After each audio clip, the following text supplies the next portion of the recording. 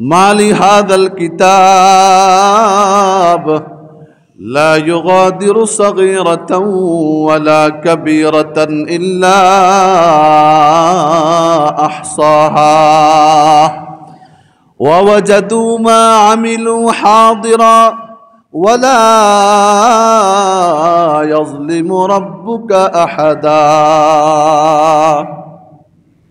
আল্লাহ পাক রব্বুল আলামিন বলেন, তুমি যত ছোট ছোট গুনাহ করবা সেই গুনাহগুলো তোমার আমলনামায় লিপিবদ্ধ করা হবে।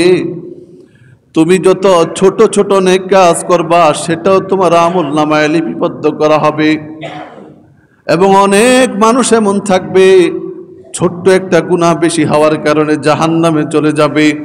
আবার অনেক মানুষ এমন থাকবে ছোট্ট একটা নেক কাজ বেশি হওয়ার কারণে সে জান্নাতে চলে যাবে।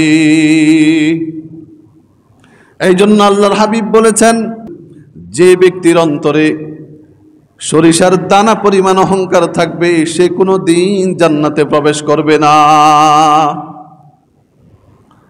এটা হলো একটা হাদিস। আরেক হাদিসে আল্লাহর রাসূল বলেন, হাদিসে কুদসি আল্লাহর রাসূল বলেন, ইয়াকুলুল্লাহু তাআলা, আল্লাহ পাক রব্বুল আলামিন বলেছেন, কিয়ামতের ময়দানে আল্লাহ পাক রব্বুল আলামিন যখন বিচারের ময়দান কায়েম করবেন, বিচার কার্য যখন শুরু করবেন, বিচার করে একদল মানুষকে জান্নাতে পাঠায়া দিবেন, আরেকদল মানুষকে জাহান্নামে পাঠায়া দিবেন। এরপরে আল্লাহ পাক রব্বুল আলামিন নবীদের সুপারিশের কারণে অনেককে জাহান্নাম থেকে মুক্ত করে দিবেন, আলেমদের সুপারিশের কারণে অনেককে জাহান্নাম থেকে মুক্ত করে দিবেন, মুজাহিদ শহীদদের সুপারিশে অনেককে জাহান্নাম থেকে মুক্ত করে দিবেন।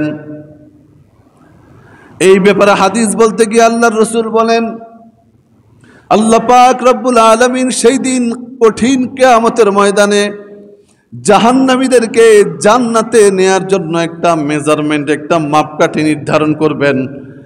সেই মাপকাঠিটা হলো, আল্লাহ পাক নিজে বলবেন, ফেরেশতাদেরকে বলবেন, ও ফেরেশতারা দেখো না জাহান্নামের ভিতরে যারা আছে, কোন কোন বান্দার ভিতরে 1 দিরহাম পরিমাণ ঈমান আছে, তাদেরকে জাহান্নাম থেকে বের করে জান্নাতে নিয়ে আসো। কতটুকু পরিমাণ? 1 দিরহাম। তাদেরকে যখন জাহান্নাম থেকে বের করে জান্নাতে নিয়ে যাওয়া হবে, এরপর আল্লাহ পাক আরো দয়া নিয়ে বলবেন, ফেরেশতারা এবার দেখো না 1/2 দিরহাম পরিমাণ ঈমান কার ভিতরে আছে। 1 দিরহাম ঈমান লাগবে না, 1/2 দিরহাম পরিমাণ ঈমান কার ভিতরে আছে, তাদেরকেও বেছে বেছে জাহান্নাম থেকে জান্নাতে নিয়ে আসো। 3 নম্বরে আল্লাহ পাক রব্বুল আলামিন আরো দয়া নিয়ে বলবেন, ও ফেরেশতারা দেখো না কার অন্তরে সরিষার দানা পরিমাণ খায়ের আছে, কল্যাণ আছে, কার অন্তরে সরিষার দানা পরিমাণ ঈমান আছে, তাকে জাহান্নাম থেকে বের করে জান্নাতে নিয়ে আসো। এবার দুটো হাদিসকে সামনাসামনি রেখে একটু তুলনা করি। একদিকে আল্লাহ রাসূল বলেছেন যার অন্তরে বিন্দু পরিমাণ, এক হাদিসে আছে খারদালিম মিনাল কিবির, আরেক হাদিসে আছে জাররাতুম মিনাল কিবির, মানে জাররা পরিমাণ অহংকার থাকবে।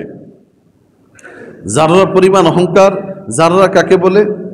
তাফসীরের কিতাবগুলোতে এমনটাই লিখে, শীতকালে বেড়ার ফাঁকে দিয়ে জানালা বন্ধ করার পরে ফাঁকে দিয়ে রৌদ্র ঢুকে না, সেই রৌদ্রের ভিতরে উঠতে থাকে ধুলাবালিগুলো দেখা যায় কিনা, ওই এক একটা ধুলাবালি, এক একটা ধুলাকণা, ওটাকে বলে জাররা।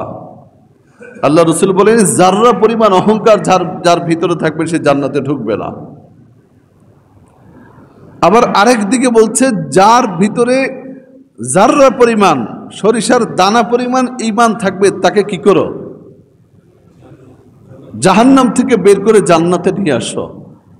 দুটোটার ফলাফল যদি এক করা হয়, মুহাদ্দিসিন কেরাম, মুফাসসিরিন কেরাম দুটোটার ফলাফল এক করে কম্পেয়ার করে তুলনা করে ফলাফল বর্ণনা করেছেন।